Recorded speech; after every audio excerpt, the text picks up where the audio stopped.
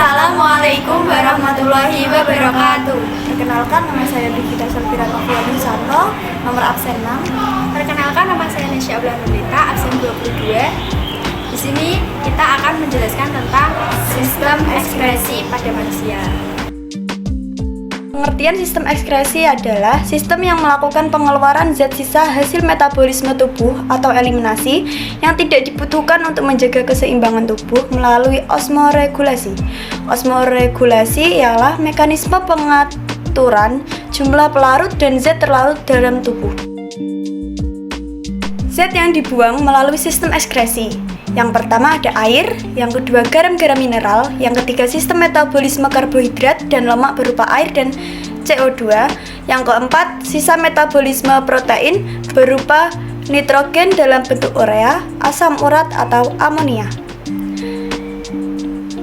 Organ-organ ekskresi terdiri dari ginjal, paru-paru, hati, dan kulit. Selanjutnya adalah ginjal. Ginjal adalah organ ekskresi utama manusia.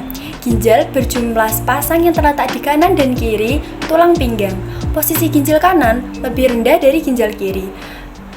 Ginjal terdiri dari 3 lapisan, yaitu korteks atau kulit ginjal. Yang kedua ada medula, sumsum ginjal, dan juga pelvis atau rongga ginjal. Nah, selanjutnya, ginjal itu tersusun atas satuan unit fungsional yang disebut dengan nefron. Nah, apa aja sih? Yang pertama ada glomerulus, yang kedua adalah kapsul Bowman, yang ketiga adalah tubulus contortus proximal, yang keempat ada lengkung Henle, yang kelima adalah tubulus contortus distal, dan yang keenam adalah tubulus collectivus. Nah, selanjutnya kita akan membahas tentang mekanisme pembentukan urin. Selanjutnya kita akan membahas tentang mekanisme pembentukan urin. Nah, yang pertama adalah filtrasi atau yang disebut dengan penyaringan. Filtrasi darah menghasilkan urin primer, dan yang kedua adalah reabsorpsi atau kita bisa sebut dengan penyerapan kembali. Nah, urin primer yang masih meloloskan zat penting akan diserap kembali oleh kapiler peritubuler. Nah, reabsorpsi ini dilakukan melalui 2 cara, teman-teman. Yang pertama ada reabsorpsi obligat atau reabsorpsi yang mutlak terjadi. Yang kedua ada reabsorpsi fakultatif atau reabsorpsi yang terjadi sesuai kebutuhan tertentu. Yang ketiga adalah augmentasi atau penambahan. Nah, urin sekunder ini kemudian mengalami penambahan zat seperti urobilin, H+, NH4, dan urea. Nah, penambahan zat ini memberikan warna dan bau pada urin. Alat ekskresi yang pertama ialah paru-paru. Paru-paru merupakan organ yang mengekskresikan uap air dan karbon dioksida yang dihasilkan melalui respirasi aerob. Pertukaran karbon dioksida terjadi melalui mekanisme berikut. Yang pertama respirasi, yang kedua karbon dioksida berdifusi, yang ketiga karbon dioksida dilepaskan. Karbon dioksida berdifusi dari sel menuju kapiler vena, lalu dibawa ke alveolis dengan 3 cara. Yang pertama oleh plasma darah, yang kedua oleh hemoglobin, yang ketiga dengan pertukaran klorida. Organ selanjutnya ialah hati. Organ yang mengekskresikan zat-zat sisa melalui cairan empedu. Cairan empedu dihasilkan oleh hati dan disimpan dalam kantong empedu. Fungsi cairan empedu yang pertama mengemulsi lemak, yang kedua mengubah zat yang tidak dapat larut dalam air menjadi larut dalam air, yang ketiga mengaktifkan enzim lipase, yang keempat membantu absorpsi lemak di usus, yang kelima membuang zat-zat sisa, yang keenam mewarnai feses dan urin.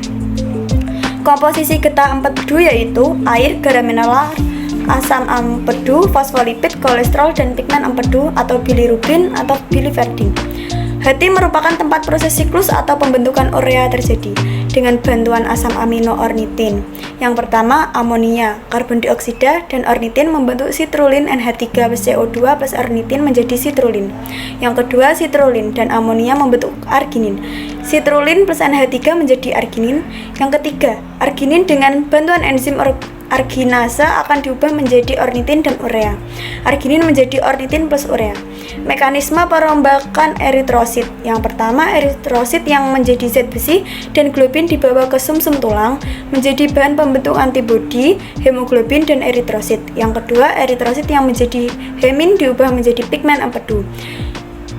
Bilirubin dibawa ke usus halus lalu dioksidasi menjadi urobilin dan mewarnai feses dan urin. Biliverdin disalurkan ke kantong empedu dan menjadi pigmen empedu. Selanjutnya kita akan membahas tentang alat ekskresi yaitu kulit.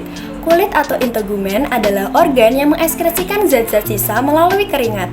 Nah, komposisi keringat adalah air, garam mineral, terutama NaCl, urea, minyak, asam, dan sisa metabolisme sel. Nah, teman-teman, faktor apa aja sih yang mempengaruhi jumlah keringat? Yang pertama adalah jenis kelamin, aktivitas tubuh, suhu tubuh dan lingkungan, makanan. Dan selanjutnya, kita akan membahas tentang struktur kulit. Yang pertama adalah epidermis atau kulit sel, yang kedua adalah dermis atau corium atau kulit jangat, yang ketiga ada hipodermis, 4 pori-pori, 5 kapiler darah, 6 kelenjar keringat atau glandula sudoerifera, yang ketujuh adalah kelenjar minyak atau glandula sebakea, yang kedelapan adalah rambut. Kita akan membahas tentang fungsi kulit. Yang pertama adalah alat ekskresi keringat, yang kedua adalah pertahanan terluar tubuh dari lingkungan yang merugikan, yang ketiga adalah pengatur suhu dan pengeluaran air tubuh, yang keempat adalah tempat penyimpanan cadangan lemak, yang kelima adalah alat indera peperaba. Selanjutnya kita akan membahas tentang bagaimana sih mekanisme produksi keringat pada kenaikan suhu tubuh. Yang pertama adalah kenaikan suhu tubuh menyebabkan peningkatan suhu darah. Yang kedua adalah tubuh menormalkan suhu tubuh dengan fase dilatasi atau pelebaran kapiler darah di sekitar kulit sebagai tempat pengeluaran panas. Yang ketiga adalah epidermis kulit yang panas kemudian didinginkan oleh keringat yang menyebabkan suhu tubuh kembali normal. Mekanisme produksi keringat pada penurunan suhu tubuh. Yang pertama adalah penurunan suhu tubuh menyebabkan turunnya suhu darah. Yang kedua adalah tubuh menormalkan suhu tubuh dengan vasokonstriksi atau penyempitan kapiler darah di sekitar kulit agar memperlambat pengeluaran panas. Teman-teman, jadi kita sudah mengetahui ya apa aja sih alat-alat ekskresi pada manusia. Dan selanjutnya, tentu saja dalam alat-alat ekskresi itu terdapat beberapa gangguan sistem ekskresi pada manusia. Yang pertama adalah gagal ginjal atau kegagalan umum ginjal dalam membentuk urin yang menyebabkan penyakit lain. Yang kedua adalah nefritis atau peradangan nefron karena bakteri Streptococcus. Yang kedua adalah anuris atau anuresis, yaitu tidak terbentuknya urin akibat gagal ginjal. Jumlah urin yang dihasilkan adalah kurang dari 300 ml per hari. Yang keempat adalah oligouria atau hipouresis, yaitu sedikitnya produksi urin akibat gagal ginjal. Jumlah urin yang dihasilkan kira-kira 300-500 ml per hari. Yang kelima adalah poluria atau diuresis, berlebihnya produksi urin akibat gagal ginjal.